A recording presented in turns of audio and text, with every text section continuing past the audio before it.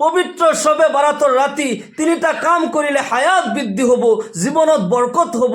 আল্লাহ ৰব্বুল আলামিন জীবনৰ যৌৱনৰ সকলো গুনাহ খাতা মাফ কৰি দিব, মনৰ আশাবোৰ পূৰণ কৰিব।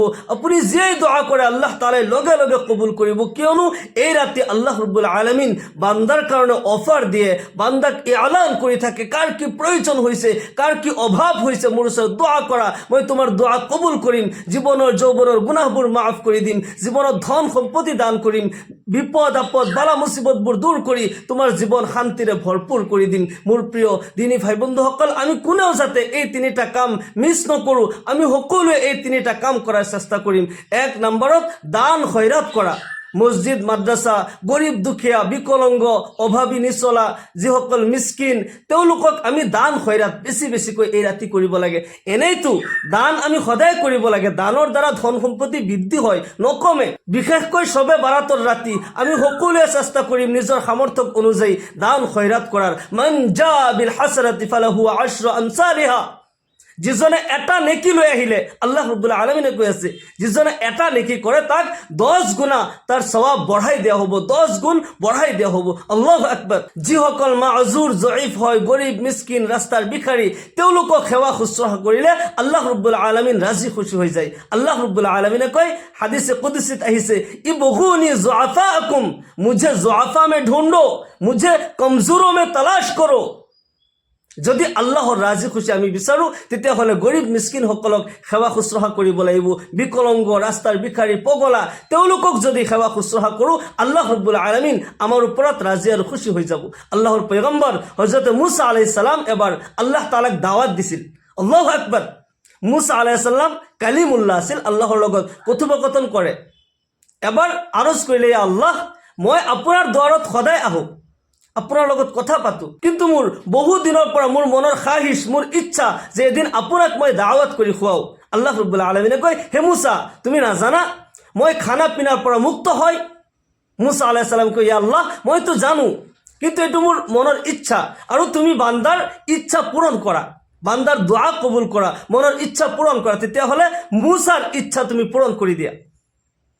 মুসা আলাইহিস সালামে বাৰবাৰ আৰজ কৰাৰ পিছত আল্লাহ ৰব্বুল আলামিনে কয়, মুসা, তুমি বাৰবাৰ তুমি ইচ্ছা প্ৰকাশ কৰি আছা, মই তোমাৰ ঘৰত দাওয়াত খাব লাগে, ইনশাআল্লাহ। আল্লাহ ৰব্বুল আলামিন ইনশাআল্লাহ কলে, অৰ্থাৎ अगर আল্লাহ চাহে তো, যদি আল্লাহ বিচাৰে তেতিয়াহ'লে নিশ্চয় তোমাৰ দাওয়াত কবুল হ'ব। মুসা আলাইহিস সালামে বুজি পালে আল্লাহ তাআলা মোৰ ঘৰত আহিব, দাওয়াত খাব। মুসা আলাইহিস সালামে বহুত ডাঙৰকৈ দাওয়াতৰ ইন্তজাম কৰিলে, বিভিন্ন ধৰণৰ আইটেম যোগাৰ কৰিলে, আল্লাহ ৰব্বুল আলামিন দাওয়াত খাবলৈ আহিব। আল্লাহু আকবাৰ। আল্লাহৰ কি কৰিশ্মা চাব। মুসা আলাইহিস সালাম ইন্তজাৰ কৰি আছে সকলো মেহমান সকলক লৈ, আল্লাহ ৰব্বুল আলামিন দাওয়াতলৈ আহিব। মুসা আলাইহিস সালাম পেৰেশান হৈ আছে, আল্লাহ তাআলা এতিয়ালৈকে দাওয়াতলৈ অহা নাই। এনে মুহূৰ্তত দেখা পালে এজন ভিখাৰী তেওঁৰ দুৱাৰত উপস্থিত হৈছে। মুসা আলাইহিস সালাম সেই ভিখাৰীজনক আঁতৰাই দিলে, তুমি গুচি যোৱা। ভিখাৰীজন আকৌ উভতি আহিল, আহি কৈ আছে, মোক খাবলৈ দিয়া, মই ভোকত আছো। পুনৰাই মুসা আলাইহিস সালাম সেইজন ভিখাৰীক ইয়াৰ পৰা আঁতৰাই দিলে, বোলে গেটৰ পৰা তুমি আঁতৰ হোৱা, কিয়নো আজি মোৰ মেহমান আহিব, আল্লাহ ৰব্বুল আলামিন দাওয়াতলৈ আহিব। ভিখাৰীজনক বাৰবাৰ যিমানবাৰ আহিছে বাৰে বাৰে তাক উভতাই ঘূৰাই পঠাইছে। কি খাবলৈ বিচাৰিছে সেইজনক খাবলৈ দিয়া নাই। গোটেই দিন ইন্তজাৰ কৰি যেতিয়া আল্লাহ ৰব্বুল আলামিন মুসা আলাইহিস সালামৰ দাওয়াতলৈ নাহিল, মুসা আলাইহিস সালাম বেজাৰ মন হৈ মেহমান সকলক খানা পিনা কৰাই বিদায় কৰি দিলে, কিন্তু মনত অশান্তি, মন পেৰেশান হৈ আছে। আল্লাহ ৰব্বুল আলামিন ইনশাআল্লাহ বুলি ক'লে, কিন্তু আল্লাহ তাআলা মোৰ দাওয়াত কিয় কবুল নকৰিলে, কিয় নাহিলে, মই কি অপৰাধ কৰিলো? পিছদিনা যেতিয়া হযৰত মুসা আলাইহিস সালাম আল্লাহ ৰব্বুল আলামিনৰ লগত কথা পাতিবলৈ যায়, প্ৰথম প্ৰশ্নটোৱে কৰিছে, ইয়া আল্লাহ, আপুনি সকলোৰে দোয়া কবুল কৰে, মনৰ আশা পূৰ্ণ কৰে। ইয়া আল্লাহ, আপুনি মোৰ দাওয়াত কিয় কবুল নকৰিলে, মোৰ ঘৰলৈ কিয় নাহিলে? আল্লাহ ৰব্বুল আলামিনে কয়, হে মুসা, তুমি তো ভালকৈ জানা আল্লাহ খানা পিনাৰ পৰা মুক্ত হয়। আল্লাহ না খাতা হে, না পিতা হে, না সুতা হে, না উংতা হে। আল্লাহ তাআলা এই সকলোবোৰৰ পৰা মুক্ত হয়। কিন্তু হে মুসা, তুমি যদি তোমাৰ ঘৰত যি ভিখাৰী গৈছিল, তুমি তো দেখা পাইছা, সেই ভিখাৰী বাৰ বাৰ তোমাৰ ঘৰত খাবলৈ বিচাৰিছিল, তুমি তাক আঁতৰাই দিছা, তুমি তাক খাবলৈ দিয়া নাই। ভোকত থাকা বুলি কৈছিল, তাৰপিছতো তুমি খানা দিয়া নাই। তুমি যদি সেই ভিখাৰীক খানা খুৱালে হয়, তেতিয়াহ'লে মই আল্লাহ সেয়া গ্ৰহণ কৰিলোঁ হয়। ভিখাৰীক খানা খোৱা মানে, ভিখাৰীক সেৱা শুশ্ৰূষা কৰা মানে মই আল্লাহক তুমি শুশ্ৰূষা কৰা, আল্লাহক ৰাজি খুচি কৰা। আল্লাহু আকবৰ। মুছা আলাইহিছ সালাম লগে লগে সিজদাত পৰি গ'ল, ইয়া আল্লাহ মোৰ ভুল হৈ গৈছে, আপুনি মোক মাফ কৰি দিব। মই আচলতে ভিখাৰীক আঁতৰাই দিব নালাগিছিল, মই বহুত ভুল কৰিলোঁ, অপৰাধ কৰিলোঁ। সেইকাৰণে ইবগুনি যুআফাকুম, আল্লাহ তাআলাই কয় মোক দৰিদ্ৰ, অভাৱী, নিচলা, দুৰ্বলসকলৰ মাজত মোক বিচৰা, তেতিয়াহ'লে মোক পাই যাবা। তেওঁলোকক যদি সেৱা শুশ্ৰূষা কৰা তেতিয়াহ'লে মই আল্লাহ তোমাৰ ওপৰত ৰাজি আৰু খুচি হৈ যাম। সেইকাৰণে আল্লাহ তাআলাই যদি আপোনাক ধন সম্পত্তি দিছে, যিসকল আপোনাৰ অধীনস্থ হয়, যিসকল ওচৰ চুবুৰীয়া গৰীব দুখীয়া হয়, তেওঁলোকৰ ফালে নজৰ দিব লাগিব। নহ'লে তেওঁলোকৰ সম্পৰ্কে আল্লাহ ৰব্বুল আলামিন কিয়ামতৰ দিনাখন আমাক প্ৰশ্ন কৰা হ'ব, অমুক কিয় ভোকত আছিল, অমুকজন কিয় কষ্ট কৰিছিল, হালাকে তোমাৰ ওচৰত ধন সম্পত্তি মই দান কৰিছিলোঁ, তুমি কিয় সেয়া খৰচ কৰা নাই। দান খয়ৰাত আমি সদায় কৰিব লাগে, নিজৰ নিজৰ সামৰ্থ্য অনুযায়ী। বিশেষকৈ এই পবিত্ৰ শবে বাৰাতৰ ৰাতি আমি সকলোৱে চেষ্টা কৰিম যাতে দান খয়ৰাত কৰিব পাৰোঁ। গৰীব দুখীয়া, বিকলংগ, পগলা, অভাৱী, নিচলা, তেওঁলোকক যাতে আমি দান খয়ৰাত কৰি আল্লাহ তাআলাক ৰাজি খুচি কৰিব পাৰোঁ। আৰু মছজিদ মাদ্ৰাছাতো আপুনি দান খয়ৰাত কৰিব। মছজিদ মাদ্ৰাছাত দান খয়ৰাত কৰিলেও আল্লাহ ৰব্বুল আলামিন ৰাজি খুচি হৈ যায়। যদি মছজিদ বনাই আছে সেই মছজিদত দান খয়ৰাত কৰিব। মাদ্ৰাছাত গৰীব ফাউণ্ড আছে, মিসকিন ফাউণ্ড আছে, সৰু সৰু ল'ৰা ছোৱালী, এতিম মিসকিন ল'ৰা ছোৱালী লিখা পঢ়া কৰে, যদি সেই মাদ্ৰাছাত আপুনি দান খয়ৰাত কৰে আল্লাহ ৰব্বুল আলামিন সেই দানৰ বৰকতত আল্লাহ ৰব্বুল আলামিন আপোনাৰ ইহকাল পৰকালত শান্তি দান কৰিব। এজন মছজিদৰ ইমাম জুমাৰ খুতবা দিলে, তেওঁ বয়ান কৰিলে যে মছজিদৰ বাৰান্দাত মানে ৰ'দ পৰি থাকে, তাতে ছদ নাছিল। ইমাম চাহাবে বয়ান কৰিলে, সকলো মুছল্লিসকলক সম্বোধন কৰি আলান কৰিলে, অহা শুক্ৰবাৰে যেতিয়া মছজিদলৈ আহিব তেতিয়া সকলোৱে কিছু কিছু টকা পইচা লগত লৈ আহিব, কিয়নো মছজিদৰ কাম বাকী আছে, প্ৰায় 2.5 লাখ মান টকাৰ প্ৰয়োজন হয়। যেতিয়া ইমাম চাহাবে আলান কৰিলে সকলো মুছল্লি নামাজ পঢ়ি গুচি গ'ল। সেইদিনাই আসৰৰ নামাজৰ পিছত এজন দুখীয়া মানুহ হাতত মোনা লৈ মছজিদত আহি উপস্থিত হ'ল আৰু মছজিদৰ ভিতৰত গৈ আছে। মুৱাজিন চাহাবে দেখা পাই মাত লগালে, তেওঁ সালাম দি, মানুহজনে সালাম দি সুধিলে ইমাম চাহাব ক'ত। মুৱাজিন চাহাবে ভাবিলে ইমাম চাহাবক কিয় লাগে, ভাবিছে মানুহজনৰ চেহেৰা দেখা পাই যে ফটা চিঙা কাপোৰ, হ'ব পাৰে মানুহজন কিবা চান্দা কালেকশ্যনৰ কাৰণে আহিছে। মছজিদৰ ভিতৰত কিয় গৈ আছা, ইমাম চাহাবক কিয় লাগে, কিবা কালেকশ্যন কৰিবা নেকি, কিবা চান্দাৰ কাৰণে আহিছা। মানুহজনে কয় নহয়, মই চান্দা কৰিবলৈ অহা নাই, চান্দা দিবলৈ আহিছোঁ। আল্লাহু আকবৰ। মুৱাজিন চাহাব আচৰিত হৈ গ'ল, কি কথা কয়, মানুহজন পগলা নেকি। যাই ইমাম চাহাবক মাতিলে। ইমাম চাহাব যেতিয়া আহি উপস্থিত হ'ল, মানুহজনে কৈ আছে, হুজুৰ মই কিছু টকা মছজিদৰ কাৰণে লৈ আহিছোঁ। বোলে কিমান টকা, বোলে 2.5 লাখ টকা। ইমাম চাহাবে মানুহজনৰ চেহেৰা দেখা পাই বোলে নহয়, তোমাৰ টকা মই কেনেকৈ ল'ম, তুমি টকা ক'ৰ পৰা আনিছা। লগে লগে মছজিদৰ প্ৰেছিডেণ্ট ছেক্ৰেটাৰীসকলক ফোন কৰিলে, তেওঁলোক আহি যথা সময়ত উপস্থিত হ'ল। আৰু এইজন ব্যক্তিক যেতিয়া সুধিলে ইমান টকা তুমি ক'ত পাইছা আৰু মছজিদত দিবলৈ আহিছা, কাৰণটো কি। মানুহজনে কৈ আছে, ইমাম চাহাব আপুনি যেতিয়া মছজিদত বয়ান কৰিছিলে যে মছজিদৰ কাম বাকী আছে, ইমান টকা লাগে, হুজুৰ মই এইখিনি টকা বহুত কষ্টৰে যোগাৰ কৰিছোঁ। আমি ৰাস্তাৰ কাষত তিৰপাল টানি আমি থাকোঁ, আমি দিন হাজিৰা কৰি কৰি এই টকা যোগাৰ কৰিছোঁ নিজৰ বাসস্থান বনাম বুলি, এখন ঘৰ বনাম বুলি।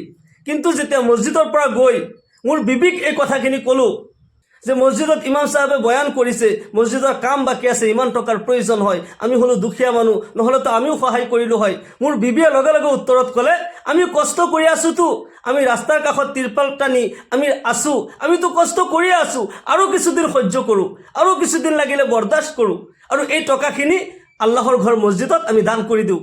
কষ্ট কৰি আছোঁতো, আৰু কিছুদিন বৰদাস্ত কৰি লওঁ, ইপাৰত নহ'লে সিপাৰত চহী, তাতে হয়তো আল্লাহ বনাই দিব। সেইবুলি মোৰ বিবিয়ে এই টকাখিনি দি দিছে, মই মছজিদত দান কৰিবলৈ আহিছোঁ। এই কাহিনী সকলোৱে মনোযোগ দি শুনি সকলোৰে চকুৰ পানী বৈ গৈছে, সকলোৱে কান্দি দিছে। ডাঙৰ ডাঙৰ মানুহ আছিল, এই কথা শুনি সকলো মানুহ চাৰিওফালৰ পৰা মানুহ আহি উপস্থিত হৈছিল। ডাঙৰ ডাঙৰ ধনী ধনী মানুহ, তেওঁলোকৰ চকুৰ পানী বৈ গৈছে। লগে লগে মছজিদৰ প্ৰেছিডেণ্ট ছেক্ৰেটাৰী আলান কৰিলে, মছজিদৰ এই ছাদ বনাবলৈ টকাৰ প্ৰয়োজন হৈছে, কোনে কিমান টকা দান কৰিবা। এজনে কয় মই 50,000 টকা দিম, এজনে কয় মই 25,000 টকা দিম, 20,000 10,000 টকা দিম। এনেকুৱাকৈ অলপ সময়ৰ ভিতৰত 5 লাখ টকা ইয়াতে কালেকশ্যন হৈ গ'ল। ইমাম চাহাবে কয়, আপুনিতো মেহনত কৰি দিন হাজিৰা কৰি যি টকা যোগাৰ কৰিছে মছজিদৰ কাৰণে আনিছে, আমি কবুল কৰিলোঁ, মছজিদৰ কৰ্তৃপক্ষই আপোনাৰ টকা কবুল কৰিছে, কিন্তু মছজিদৰ কমিটিৰ ফালৰ পৰা এই টকা আপোনাক দান কৰা হ'ল। আপুনি যে 2.5 লাখ লৈ আহিছিলে এইখিনি কবুল কৰা হ'ল আৰু আমাৰ তৰফৰ পৰা এই 5 লাখ টকা আপোনাক দি দিয়া হ'ল। আপুনি এইখিনি কবুল কৰক। আল্লাহু আকবাৰ। তেতিয়া মানুহজনে কান্দি দিছে, সেইজন দুখীয়া মানুহ কান্দি দিছে, তেওঁৰ চকুৰ পানী বৈ গৈছে। সকলোৱে কৈ আছে আপুনি কিয় কান্দিছে? তেওঁ কৈ আছে নহয়, আমি সদায় শুনি আছোঁ, উলামাসকলে বয়ান কৰি আছে যে দানৰ দ্বাৰা ধন সম্পত্তি বৃদ্ধি হয়, আল্লাহ তাআলাই ইয়াৰ বদলা দিয়ে। কিন্তু আজি নিজ চকুৰে দেখা পালোঁ যে আল্লাহৰ ঘৰত মই 2.5 লাখ টকা দান কৰিছোঁ, আল্লাহ তাআলাই বেছি সময় পাৰ কৰা নাই, অলপ সময়ৰ ভিতৰতে মোক তাৰ ডাবল, তাৰ গুণ আল্লাহ তাআলাই দান কৰিলে। দানৰ দ্বাৰা ধন সম্পত্তি বৃদ্ধি হয়, কিন্তু একেইনৰ সৈতে আমি দান খৈৰাত কৰিব লাগিব। দান খৈৰাত কৰিলে যে আল্লাহ তাআলাই ধন সম্পত্তি বঢ়াই দিয়ে, তাৰ ওপৰত একিন ৰাখি আমি দান খৈৰাত কৰিব লাগিব। মছজিদ মাদ্ৰাছাত দান খৈৰাত কৰা, গৰীব দুখীয়াসকলক দান খৈৰাত কৰিলে আল্লাহ ৰব্বুল আলামিন ৰাজি আৰু খুশি হৈ যায়। সেইকাৰণে আমি চেষ্টা কৰিম যাতে বেছি বেছি যোনে যিমান পাৰোঁ নিজৰ নিজৰ সামৰ্থ্য অনুযায়ী মছজিদত, মাদ্ৰাছাত, গৰীব দুখীয়া য'তে আমি পগলা ভিখাৰী দেখা পাইছোঁ, আমি তেওঁলোকক দান খৈৰাত কৰোঁ, তেওঁলোকৰ দোৱা লওঁ। দোৱাৰ দ্বাৰা, নেক আমলৰ দ্বাৰা ভাগ্য পৰিৱৰ্তন হৈ যায়। জীৱনত যিবোৰ বালা মুসিবত আহিবলগীয়া আছে সেইবোৰ আল্লাহ তাআলাই উঠাই লয়। লা ইয়াৰুদ্দুল কাজা ইল্লা দুআ ওয়ালা ইয়াজিদু ফিল উমর ইল্লাল বির। ভাগ্য পরিবর্তন নহয় দোয়া ব্যতীত, বয়স বৃদ্ধি নহয় নেকি ব্যতীত, পুণ্য ব্যতীত। অর্থাৎ দোয়ার দ্বারা ভাগ্য পরিবর্তন হয়ে যায়, নেক আমলের দ্বারা জীবনত বরকত হয়, হায়াত বৃদ্ধি হয়, আল্লাহ রব্বুল আলামিন জীবনত বরকত দান করে। সেই কারণে আমি বেশি বেশিকৈ নেক আমল কৰিব লাগে, গৰিব দুখীয়াসকলৰ দোয়া ল'ব লাগে। 1 নম্বৰ আমল, 1 নম্বৰ কাম হৈছে আমি শবে বাৰাতৰ ৰাতি নামাজ তো আমি পঢ়িমেই, নামাজ ৰোজাটো কৰিমেই। 1 নম্বৰ আমল হৈছে গৰীব দুখীয়াসকলক ৰাস্তা ঘাটে পাইছোঁ, য'তেই পাইছোঁ আমি দান কৰোঁ, মছজিদত দান কৰোঁ, মাদ্ৰাছাত আমি দান কৰোঁ। দানৰ দ্বাৰা, নেক আমলৰ দ্বাৰা জীৱনত বৰকত হয়। গৰীব দুখীয়াসকলৰ দোৱাৰ দ্বাৰা আল্লাহ তাআলাই জীৱনৰ মুসিবতবোৰ উঠাই লয়, ভাগ্য পৰিৱৰ্তন কৰি দিয়ে। 2 নম্বৰত শবে বাৰাতৰ ৰাতি, এই পবিত্ৰ ৰাতি আল্লাহ ৰব্বুল আলামিন এলান কৰি থাকে আমি বেছি বেছিকৈ নফল নামাজ পঢ়িব লাগে। কমসে কম শবে বাৰাতৰ 12 ৰাকাত নামাজ আমি সকলোৱে পঢ়িব লাগে। ইয়াতকৈ বেছি পঢ়িব পাৰে, কমো পঢ়িব পাৰে, কোনো নিৰ্ধাৰিত নাই। কমসে কম 12 ৰাকাত নামাজ পঢ়িব, 2 ৰাকাত কৰি নিয়ত কৰি আল্লাহ তাআলাৰ ওচৰত নামাজৰ শেষত আপুনি দোয়া কৰিলে আল্লাহ তাআলাই যি দোয়া কৰে লগে লগে কবুল কৰিব। 3 নম্বৰ আমল হৈছে এই ৰাতি বেছি বেছিকৈ দুৰুদ শৰীফ পঢ়িব, জিকিৰ কৰিব। আপুনি যিকোনো দুৰুদ শৰীফ জানে, এটা দুৰুদ শৰীফ মই কৈ দিওঁ। এই দুৰুদ শৰীফ যদি আপুনি এবাৰ পাঠ কৰে আল্লাহ ৰব্বুল আলামিন আপোনাৰ কাৰণে 70 জন ফেৰেশতা নিযুক্ত কৰি দিব। সুবহানাল্লাহ। আল্লাহ নবী সাল্লাল্লাহু আলাইহি ওয়াসাল্লামে নিজে এই দুৰুদ শিকাই দিছে সাহাবাসকলক। নবী সাল্লাল্লাহু আলাইহি ওয়াসাল্লাম সাহাবাসকলক কয়, হে মোৰ সাহাবাসকল, তোমালোকক এনেকুৱা এটা আমল মই শিকাই দিওঁ নে যি আমল এবাৰ কৰাৰ লগে লগে আল্লাহ তাআলাই তোমাৰ কাৰণে 70 জন ফেৰেশতা নিযুক্ত কৰি দিব, আৰু এই 70 জন ফেৰেশতাই 1000 দিন পৰ্যন্ত তোমাৰ কাৰণে সওয়াব লিখিয়ে থাকিব, অনবৰত লিখি থাকিব। আল্লাহু আকবাৰ। সাহাবাসকল আছিল আমলৰ পিয়াসা, নবীৰ জানসাৰ। লগে লগে আৰজ কৰিলে, ইয়া ৰাসূলুল্লাহ, ইয়া হাবিবাল্লাহ, আপুনি দয়া কৰি আমাক এই আমল শিকাই দিয়ক। আল্লাহ নবী সাল্লাল্লাহু আলাইহি ওয়াসাল্লাম ইরশাদ করে, তোমালোকে কবা, জাযাল্লাহু আন্না মুহাম্মাদান মা হুয়া আহলুহু, জাযাল্লাহু আন্না মুহাম্মাদান মা হুয়া আহলুহু।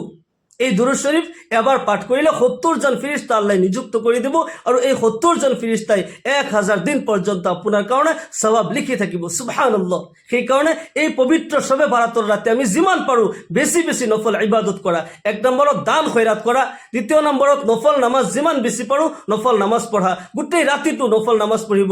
শবে বারাতর নামাজৰ পিছত সলাতুত তসবিহ নামাজ পড়িব, আর সলাতুত তসবিহ নামাজ কেনেকৈ পড়িব লাগে এই চ্যানেলত ভিডিও দিয়া আছে, সেই ভিডিওর লিংক মই দি দিম। সলাতুত তসবিহ নামাজও শিকি ল'ব, আৰু এই ৰাতি সলাতুত তসবিহ নামাজ পঢ়িব। তাহাজ্জুদৰ নামাজ, এই ৰাতি তাহাজ্জুদৰ নামাজ পঢ়িব, বেছি বেছি জিকিৰ কৰিব, দুৰূদ শৰীফ পাঠ কৰিব, আৰু আল্লাহ তাআলাৰ ওচৰত দোয়া কৰিব। মহান আল্লাহ তাআলাই আমাক সকলোকে এই পবিত্ৰ শবে বাৰাতৰ ফজিলত আমাক সকলোকে হাসিল কৰাৰ তৌফিক দান কৰক। সকলোকে আল্লাহুম্মা আমিন। ওয়া আখিৰু দাওয়ানা আলহামদুলিল্লাহি ৰাব্বিল আলামিন। আসসালামু আলাইকুম ওয়া ৰাহমাতুল্লাহি ওয়া বাৰাকাতুহু।